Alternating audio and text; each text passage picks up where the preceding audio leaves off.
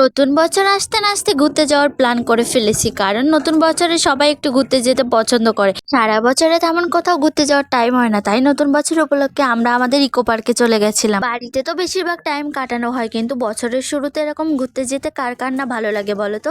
আমরা গেছিলাম 4 তারিখের দিকে। অনেককে দেখেছিলাম বাড়ি থেকে খাবার রেডি করে নিয়ে গিয়ে ওখানে খেতে, কিন্তু আমরা যেহেতু বাড়ি থেকে কিছু রেডি করে নিয়ে যাইনি, তাই ওখান থেকে সমস্ত কিছু কিনে খেয়েছি।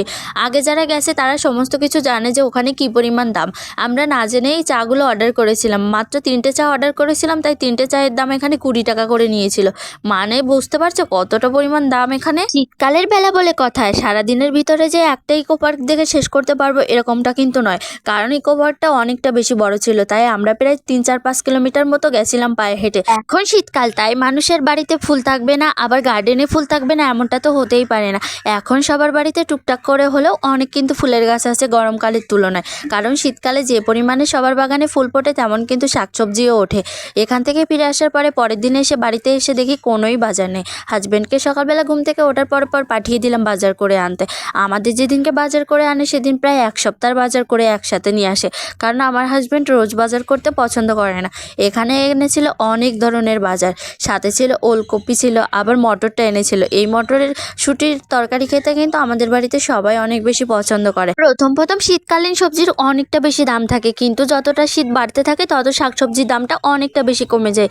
যখন প্রথম ফুলকপি উঠেছিল তখন ফুলকপির দাম 30 টাকা, 40 টাকা, 50 টাকা পর্যন্ত ছিল, কিন্তু সেই ফুলকপি এখন আমাদের এখানে 10 টাকায় দুটোও পাওয়া যায়।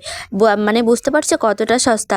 আর গরমকালে যে পরিমাণে সবজির দাম হয় কিনে খেতে গেলেও অনেকটা বেশি খারাপ লাগে, যে সামান্য এইটুকু সবজি তারপরেও বারবার ঘুরে ঘুরে একই সবজি সবসময় খেতেও হয়, আর এই সবজিগুলো ভালো লাগে না। কিন্তু শীতকালীন যেহেতু নানান রকমের সবজি সস্তায় পাওয়া যায়, তাই সবাই মিলে খেতেও পছন্দ করে। আজকে আবার তেলাপিয়া মাছ এনেছিল, কিন্তু তেলাপিয়া মাছটা তোমাদেরকে কেটে কুটে দেখাতে পারিনি। হাজবেন্ডের ফোনে যেহেতু চার্জটা কম ছিল, তাই ফোনটা চার্জে বসিয়ে দিয়েছিলাম বলে কিছুই দেখাতে পারলাম না। আগের দিন আমার হাজবেন্ড আমলকির আচারটা বানিয়েছিল, আর এই আচারটা খেতে এতটা পরিমাণ টেস্ট হয়েছিল যে আমরা সবাই মিলে এই আচারটা অনেকটা বেশি তারটা শেষ করে দিয়েছি।